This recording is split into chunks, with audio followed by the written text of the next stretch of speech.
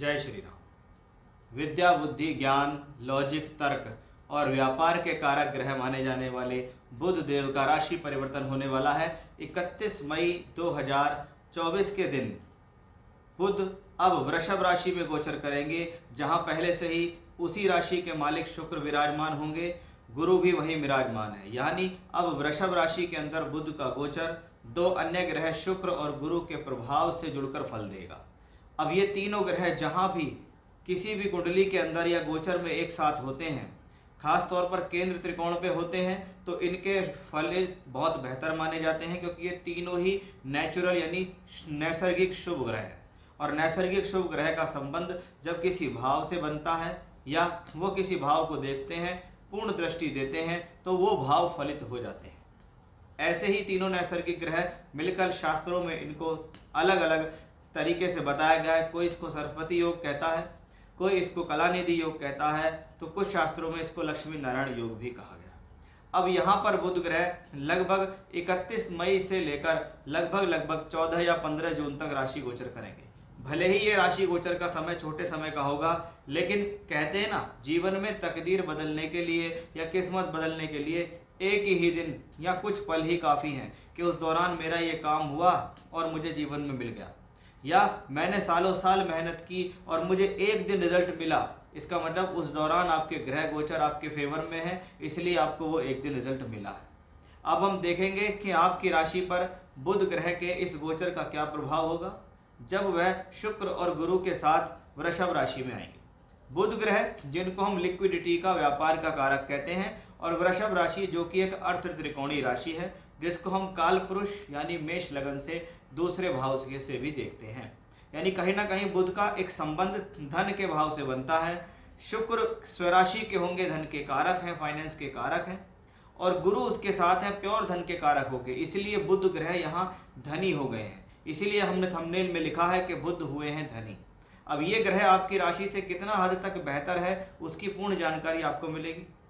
ये गोचर उन लोगों के लिए बहुत ही खास है जिनकी कुंडली के अंदर वृषभ राशि के अंदर कोई भी ग्रह बैठे हैं, क्योंकि बुध उनके ऊपर से गोचर करेगा। या वृषभ राशि में जो ग्रह बैठे हैं वो कहीं ना कहीं कृतिका, रोहिणी और मृगशिरा नक्षत्र में गोचर करेंगे। वो भी कहीं ना कहीं बुध उनके ऊपर से गोचर करेगा, उन कक्षाओं में गोचर करेगा, उन नक्षत्रों में गोचर करेगा। साथ ही साथ बुध ग्रह से संबंधित दशा अगर आपको चल रही है तो भी आपके लिए ये अन्य राशियों के मुकाबले बहुत ज़्यादा प्रभावशाली होने वाला है।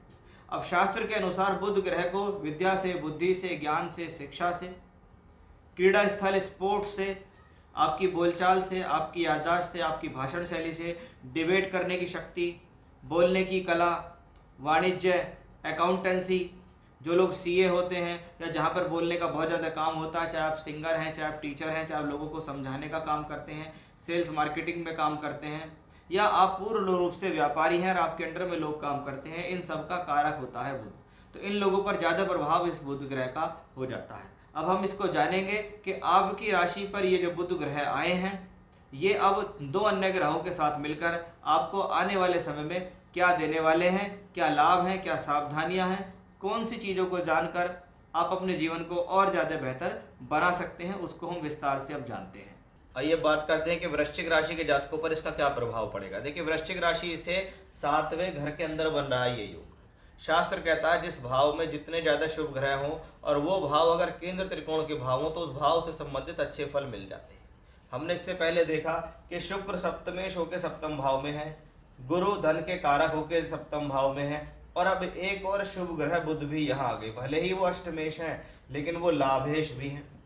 लाभ का मालिक, 11वें घर का मालिक जब बैठता है 7वें घर के अंदर, तो कहते हैं 3, 7 और 11, ये तीनों जो भाव हैं ये इच्छा पूर्ति के भाव कहलाते हैं।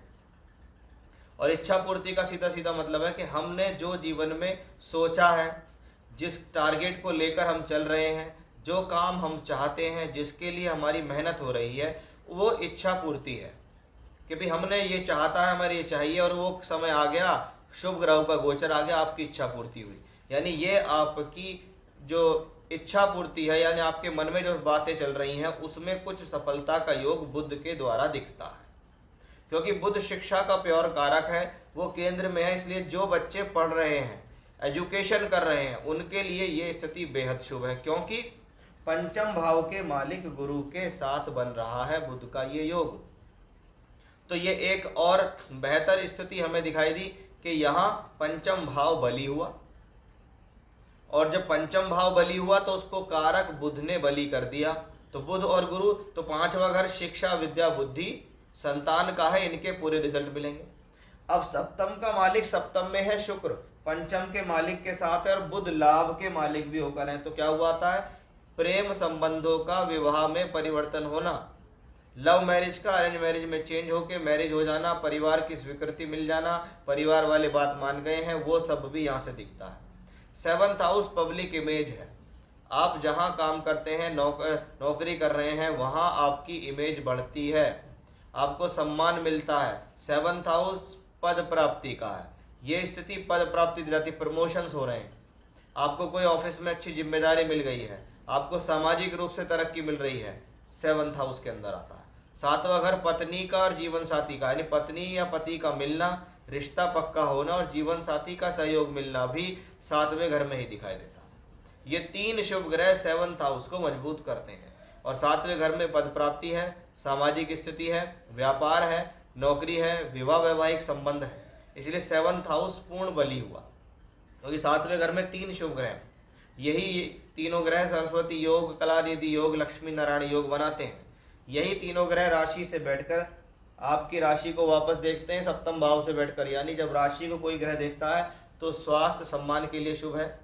आप इस दौरान जो कार्य करते हैं वो कोशिश ये प्लेनेट करेंगे कि आपको बिना किसी रुकावट के वो कार्य संपन्न करा दें, यानी सुख शांति का आभास होना, मन के अंदर सुख शांति होना, एनर्जी होना, ये सब कुछ इन तीनों प्लैनेट से दिखता है। यानी कुल मिलाकर देखें तो बुध ग्रह अगर सप्तम भाव में आए तो उनको शुक्र गुरु ने किया बेहतर सहयोग, और आप इससे अपने जीवन में आगे बढ़ते दिखाई देंगे। यानी बुध का गोचर वृश्चिक राशि के जातकों के लिए शुभ स्थिति को दिखाता है। जय श्री राम।